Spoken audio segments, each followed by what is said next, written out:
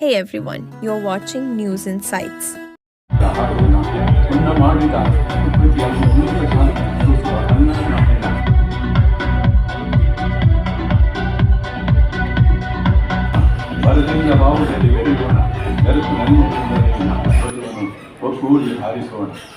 ಇಂದು ನಾವೆಲ್ಲರೂ ಒಮ್ಮನದಿಂದ ಸಮೂಹದಿಂದಲೇ ಸೇರಿ ತಾಯಿ ಕನ್ನಡಾಂಬೆಯ ಸೇವೆ ಮಾಡೋಣ. ಮಾಡಿ ನಾಡು ಮಂಗಳಾನಂದಿ ಬೆಳಗುಡ ನೋಡೋಣ. ಭುವನ ಜನಗಳ ಮನ ಸೂರ್ಯಗೊಂಡಿಗ ಕನ್ನಡ ಸಂಸ್ಕೃತಿ ನಲ್ಲಿರುವ ಇವರು ಎತ್ತರ ತೋಳ ಸರ್ವಸ್ವ ಪ್ರಶಸ್ತಿಯನ್ನ ನೀಡಿ ಗೌರವಿಸಲಾಗ್ತಾ ಇದೆ. ಜೋರಾದ ಚಪ್ಪಾಳೆಯ ಮೂಲಕ ಅವರಿಗೆ ನಾವು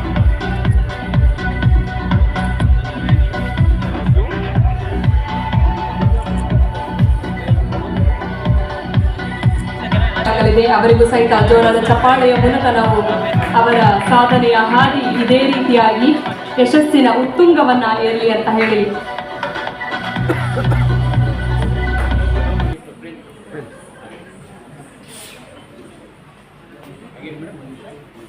ವ್ಯಕ್ತಪಡಿಸ್ತಾ ಹೋಗ್ತಾರೆ.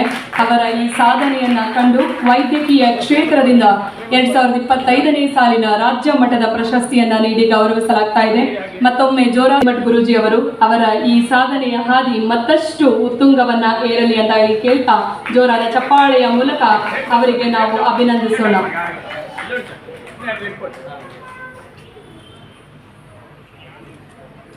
ಅವರನ್ನ ಸೇವಾ ಕ್ಷೇತ್ರದಿಂದ 2025ನೇ ಸಾಲಿನ ಸಾಧಕ ಪ್ರಶಸ್ತಿಯನ್ನ ನೀಡಿ ಗೌರವಿಸ್ತಾ ಇದೆ ನಾಡಪ್ರಭು ಕೆಂಪೇಗೌಡ ಚಾರಿಟಿ.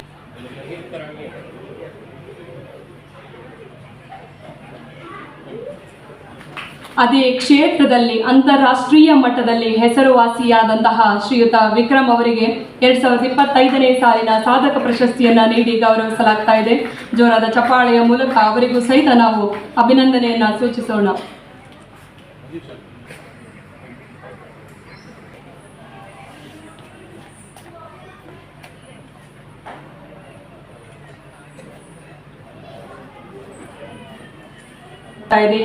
ಈ ವೇದಿಕೆಯಲ್ಲಿ ನಾಡಪ್ರಭು ಕೆಂಪೇಗೌಡ ಚಾರಿಟೇಬಲ್ ಟ್ರಸ್ಟ್ ಸಮಾಜ ಸೇವೆಯಲ್ಲಿನ ಇವರ ಗಣನೀಯ ಸಾಧನೆಯನ್ನ ಮನಗಂಡು ಅವರಿಗೂ ಸಹಿತ ರಾಜ್ಯ ಮಟ್ಟದ ಸಾಧಕ ಪ್ರಶಸ್ತಿಯನ್ನ ನೀಡಿ ಗೌರವಿಸಲಾಗ್ತಾ ಇದೆ. ಜೋರಾದ ಚಪ್ಪಾಳೆಯ ಮೂಲಕ ಅವರಿಗೂ ಕೂಡ ನಾವು ಅಭಿನಂದನೆ ಸಲ್ಲಿಸೋಣ.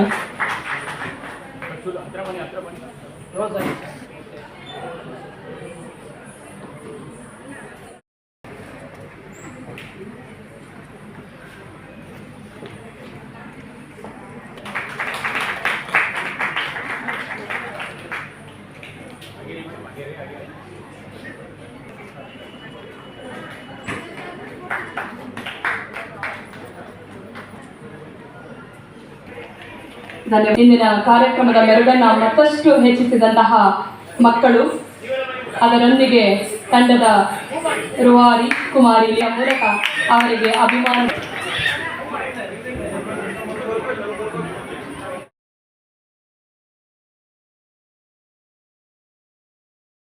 ಸಮಸ್ತ ಕರ್ನಾಟಕದ ಕನ್ನಡ ಜನತೆಗೆ 70ನೇ ಕನ್ನಡ ರಾಜ್ಯೋತ್ಸವದ ಶುಭಾಶಯಗಳನ್ನ ಕೋರ್ತಾ ಇದ್ದೀನಿ. ಎಲ್ಲರಿಗೂ ಶುಭವಾಗಲಿ.